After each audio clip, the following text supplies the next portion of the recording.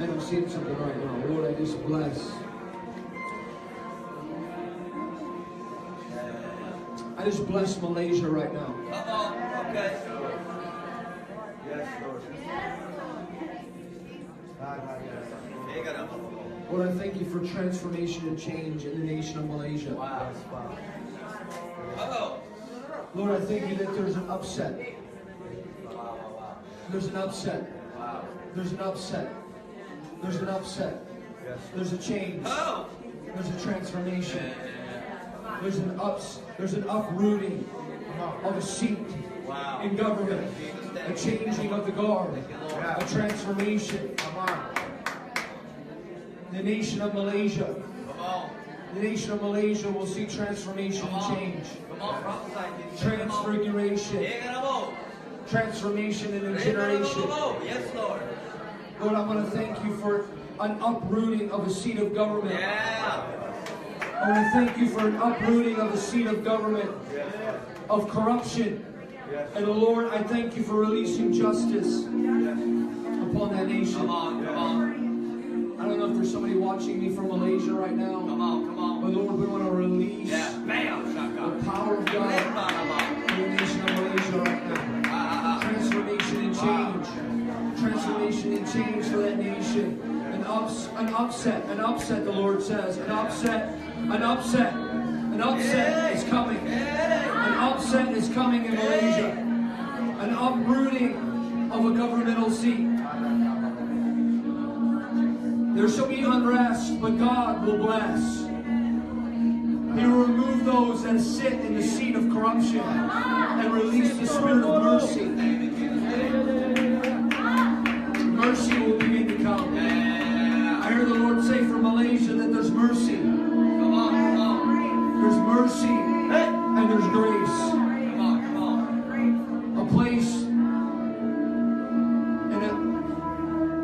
A place and a space where they're going to enter in behind the veil. Where the enemy can no longer touch them.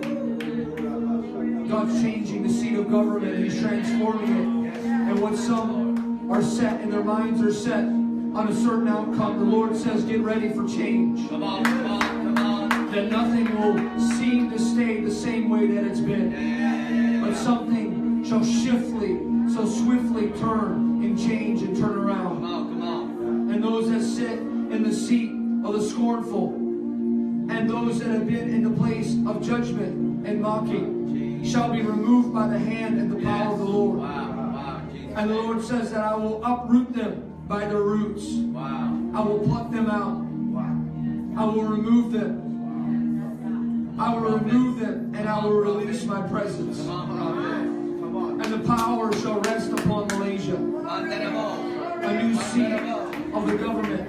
A new seat in the government shall bring justice. Shall bring justice and mercy into the nation.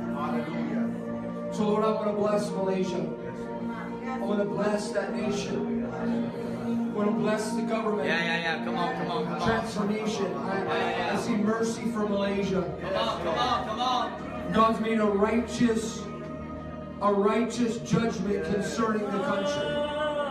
God shall grant mercy to Malaysia and shall release a new governmental seat. Come on, in Jesus' name. It shall be so supernatural that no one shall even understand how it took place. But God says it shall take place because of my presence and my power. And I will do a new thing in Malaysia. I will transform and I will change the culture. And it will see my face. My face shall shine bright in that place. Says the Lord. Lift up your hands. Father, I want to thank you right now. Begin with that breaking news from Malaysia, where the opposition has won a majority in parliament, ending the 60-year rule of the Barisan National Coalition. The new prime minister is 92 years old. Mahathir Mohamad has claimed victory in the last hour. It's been one of the closest fought elections since independence. Mahathir Mohamad is the country's ex-prime minister and former mentor to the Prime Minister Najib Razak. We have, in fact, achieve a very substantial majority, not just a few votes, not just a few seats, but a very substantial majority. And since then, of course, we thought that there might be some problem, apart from what I said earlier on, that they were very slow in announcing the result. Otherwise, things have gone fairly smoothly. Natalie Pohonen is in Kuala Lumpur with the latest on a result that has shaken Malaysian politics. Beyond a political earthquake here, I think people couldn't quite believe the results as they were trickling in over the past few hours. We spoke with voters early this morning and they had been asking for change, but they almost weren't wanting to hope too much because this seemed like the impossible task to take out the government which has been ruling Malaysia for the past 6 decades and replace it with a coalition. But of course at its head is Dr. Mahathir Mohamad, the man who was Prime Minister for 22 years and now has another turn at the premiership. At the press conference that he gave just a few moments ago, there were lots of cheers, lots of smiles. He talked about the fact that he wants to get sworn in as quickly as possible and that one of his first orders of business will be to swear in his deputy, Dr. Aziza Wan Ismail, who will become the first female Deputy Prime Minister of Malaysia. But of course this is brand new. He says he's going to have to learn to do things for the first time because he was never the head of the opposition group, but he has got experience at leading Malaysia. I think if you've ever come face to face with Dr. Mahathir, you would know that he is not somebody who puts his feet up. He is somebody who is very much mentally very aware, physically still in fairly good shape, and somebody who wants to make sure that his political legacy is the one that he wants. You'll be forgiven for not having kept track of this scandal, 1MDB. So consider this your crash course in what may be the biggest financial scam in history.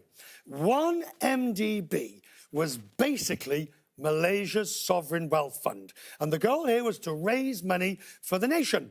Energy, tourism, doing good. Instead, the police say government officials, particularly the Prime Minister, Najib Razak, used it as their own personal piggy bank, taking the money themselves. And we're not talking $1 or $2 here, not even hundreds of millions. We're talking over $2 billion, possibly more, siphoned off. The former Prime Minister, Najib Razak, is amongst those who have also been charged. He pleads not guilty. Now, it's not just government that is also. Investors like Jolo, who allegedly used the fund's money as his own slush fund for lavish spending on yachts, parties, buildings and the like. Now, he's believed to be in China in hiding. He says he's innocent.